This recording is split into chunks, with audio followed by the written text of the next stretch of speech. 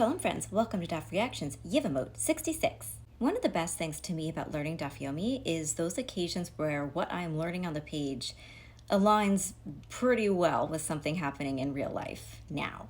We've been discussing the commandment to be fruitful and multiply, aka have kids. And on today's page, we have a Mishnah that I think is incredibly important.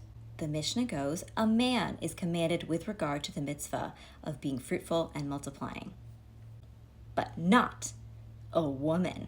That's right, affirmative, correct. You did not mishear.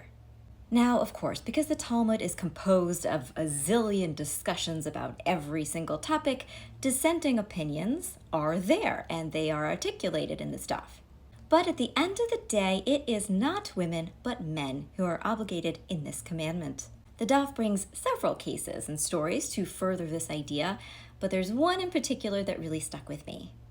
It is a case involving Rabbi Chia and his wife.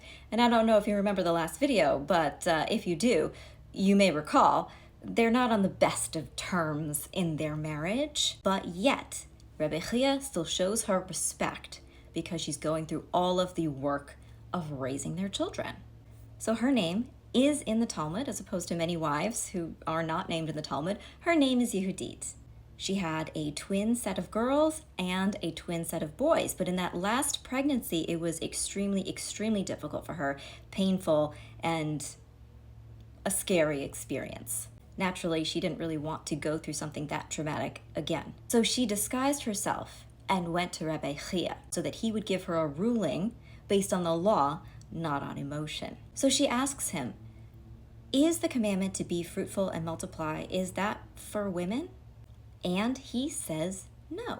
So she goes and drinks a medication that will prohibit her from getting pregnant in the future. Rabbi Chia did find this out eventually, and he was a little bit verklempt because he did want another set of twins. I don't know how many sets of twins he really needed, but that's what he wanted.